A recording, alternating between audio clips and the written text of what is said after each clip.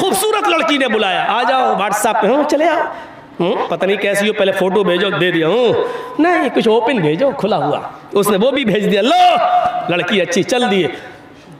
तकवा तो तब है जब बिस्तर पर उसके साथ लेटे हो, दोनों अपने कपड़े उतार रहे हो और उस वक्त ये ख्याल पैदा हो जाए कि दुनिया की सारी निगाहें नहीं देख रही हैं लेकिन अल्लाह देख रहा है, हट लात मारे, भग चल, आई हमारा ईमान खराब करने, और उसी वक्त वहां से निकल जाए।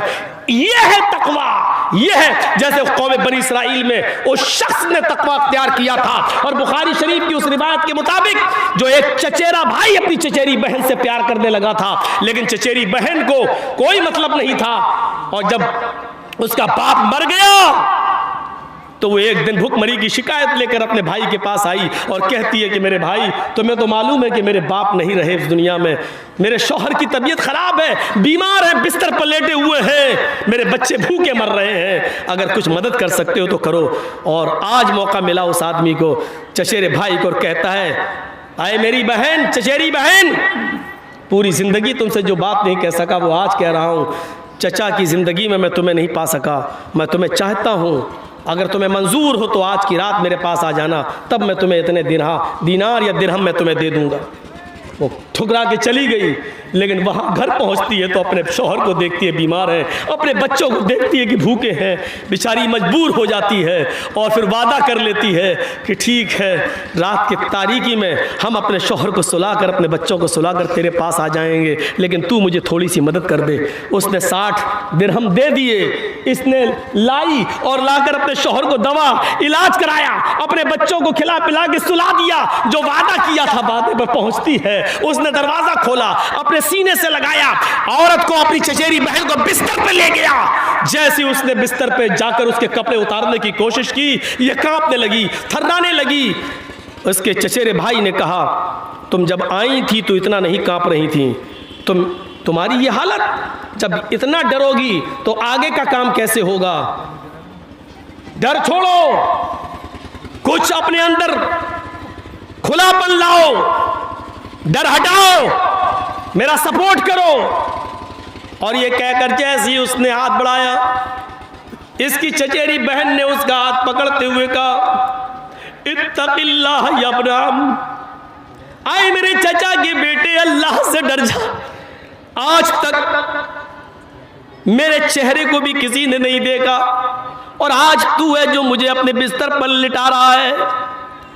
अल्लाह की कायम करदा हद को मत तोड़, मैं तेरे लिए हलाल नहीं हूं, मैं अपने शौहर की अमानत हूं। कब्र के सांप बिच्छू मेरा इंतजार कर रहे हैं, जहन्नम की आग मेरा इंतजार कर रही है। चंद लम्हों की लज्जत से मेरी जिंदगी भर की इबादत को बेकार मत कर। इतना कहना था, अल्लाह से डर। बुखारी शरीफ की हदीस के अल्फाज हैं, उस नौजवान ने, उस लड़के ने अपनी बहन को छोड़ दिया और कहता है कि मेरी बहन जा, अल्लाह से डर। अल्लाह का नाम लिया, कहा, कहता अल्लाह से डर। मेरी तो पूरी जिंदगी गुनाहों में चली गई और तू तो एक काम, और वो भी अभी तूने किया नहीं है गलत काम, तू एक ऐसे काम पर डर रही है जो अभी तूने किया भी नहीं है। जा, मैंने तुझे छोड़ दिया। जब वो जाने लगी तो चचेरे भाई ने आवाज दी, सुन, मैं बहुत से आकार गुनाहगार इंसान हूं। कयामत के दिन जब अल्लाह ताला मुझे मेरी बदअमली की वजह से जहन्नम में डाले और फेंके, तो कयामत के दिन अल्लाह के दरबार में इतनी गवाही जरूर दे देना, क्या है अल्लाह, ये मेरे साथ गंदा काम करने जा रहा था, लेकिन जब मैंने कहा अल्लाह से डर जा, इत्तक़िल्लाह, जब तेरा नाम लिया तो तेरे डर से इसने मुझे छोड़ दिया था। शायद तेरी इतनी गवाही की बिना पर अल्लाह मेरी बख्शिश कर दे, शायद अल्लाह मेरी मग़फ़िरत फरमा दे। मेरे भाइयों, लड़की मौजूद है, बिस्तर मौजूद है, इसने उस पर काबू भी पा लिया है, ये वादे के मुताबिक चली भी गई है। खूबसूरत जिस्म इसकी आंखों के सामने, लेकिन जैसी कहती अल्लाह से डर, और उसने अल्लाह के डर को अपने दिल में महसूस करते हुए इस लड़की को नजरअंदाज कर दिया, फिर इसके जिस्म के करीब नहीं गया। मेरे भाइयों, हकीकत में खौफ खुदा इसी को कहते हैं, हकीकत में तकवा इसी को कहते हैं। ये है डर, ये है अल्लाह का खौफ, और ये चीज अगर हमारी जिंदगी के अंदर आ जाए ये चीज अगर हमारी जिंदगी के अंदर पैदा हो जाए तो हमारी दुनिया भी संवर जाए और आखिरत भी संवर जाए। या अय्युहल्लज़ीना आमनुत्तकुल्लाहा हक्का तुकाती, ऐ ईमानो वालो अल्लाह से डरो जैसा कि उससे डरने का हक है। यह है डर। बातचीत में भी डर होना चाहिए अल्लाह का, बातचीत में भी डर। बातचीत में डर जानते हो क्या है? या अय्युहल्लज़ीना आमनुत्तकुल्लाहा वक़ूलू क़ौलन सदीदा, आए ईमान वालो अल्लाह से डरो और जब भी बात करो तो बिल्कुल दुरुस्त और सीधी बात करो। अल्लाह ने यह नहीं कहा कि सच बोलो, थोड़ा सा समझने की कोशिश करो। सच बोलना एक अलग चीज़ होती है और दुरुस्त बोलना एक अलग चीज़ होती है। दुरुस्त, अब दोनों में फ़र्क बताता हूँ। अल्लाह ने क्या कहा?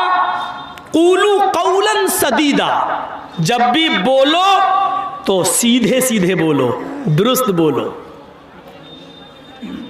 पुलिस मौलाना जर्जीस को ढूंढ रही है और पहचानती नहीं है। एक मिसाल दे रहा हूँ, ढूंढ नहीं रही है। यूपी में थोड़ी परेशानी होती है लेकिन बंगाल में नहीं।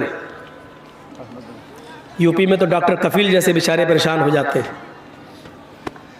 हम भी कभी कभी सलाह दिल में इरादा कर लेते हैं कि अब बंगाल ही में शिफ्ट हो जाऊं, यही महफूज हो। सोचते हूँ कभी कभी। कलिया चक के लोग तो कह रहे हैं कि आ जाइए मौलाना यहाँ, हमें बड़ा डर लगता है यूपी में कहीं आपको फंसा ना दे। सोचते हैं यही सेफ जगह है, लेकिन डर लग रहा है कि आजकल जो हालात हैं उसकी बुनियाद पर डर लगता है कि कहीं ये भी इधर भी सेंधमारी ना हो जाए, इधर भी बेईमानी ना हो जाए। और हमें दूसरों से ज़्यादा अपनों से डर लगता है कि हमारे अपने कहीं यहाँ पर बीजेपी की गवर्नमेंट ना बनवा दें। उनसे डर लगता है मुझे, उनसे। इस वक्त अक्लमंदी से की ज़रूरत है, अक्लमंदी से काम लेने की, लेकिन दौलत के नशे में आदमी अपनी अक्ल भूल जाता है, अक्ल भूल जाता है। ताज्जुब है यार, जर्जीस साहब मोदी और योगी के खिलाफ बोले तो केस नहीं होता है, और हम अपने किसी मुसलमान भाई के खिलाफ बोल दें तो केस हो जाता है। और वही लोग केस करते हैं बीजेपी और आरएसएस वाले के, तुम इस आदमी के खिलाफ क्यों बोले, इसका मतलब क्या है? तसव्वुर करिए आप, हुकूमत के खिलाफ बोलूं तो केस नहीं होता है, और जो लोग हुकूमत की मदद कर रहे हैं उनके खिलाफ अगर बोल दूं तो केस होता है। इसका मतलब क्या है? हम दूध पीते बच्चे नहीं हैं, बहुत अच्छी तरह समझते हैं। इतनी अकल है मेरे अंदर, मुझे मालूम है जो लोग हम ही जैसे किसी मुसलमान से जुड़े हुए हैं उनको बुरा लग रहा होगा, मौलाना साहब हमारा खेल खराब कर दे आ गए। खेल, जो गंदा खेल खेला गया है बिहार और की सरजमीन पर, अल्लाह से दुआ है कि अल्लाह उस खेल से हमारी बंगाल की सरजमीन को पाक व साफ रखना। पूरे हिंदुस्तान में कहीं प्रोग्राम नहीं, बम्बई वाले कहते नहीं मौली साहब अभी नहीं बुला सकते, यूपी में एक प्रोग्राम नहीं हो रहा है, और बिहार वाले तो आज ही आए थे प्रोग्राम लेने के लिए। हमने कह दिया भैया मैं नहीं करूंगा बिहार में। और बंगाल भी चल रहा, पूरे हिंदुस्तान के अंदर भी सिर्फ बंगाल चल रहा। अल्लाह का शुक्र है, ये अल्लाह की रहमत है मेरे भाइयों। आप खुशनसीब हैं, खुशनसीब।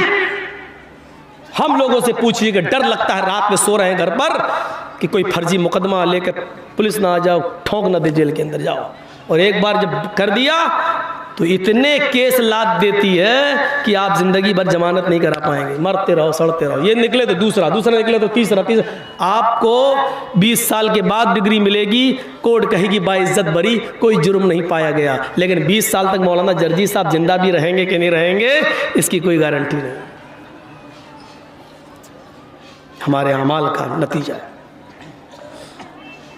हाँ, तो मेरे भाइयों क्या कह रहा था, सच्ची बात अलग होती है और दुरुस्त बात अलग होती है। मौलाना जर्जी साहब को पुलिस ढूंढ रही है लेकिन पहचानती नहीं है, पकड़ रही है। वारंट निकला जर्जी साहब का, जर्जी साहब पैंट शर्ट पहने हुए, टोपी उतारे हुए हैं, और उन्हीं के पास पुलिस आके पूछ रही है मौलाना जर्जीस को देखा, मुझे से पूछ रही है।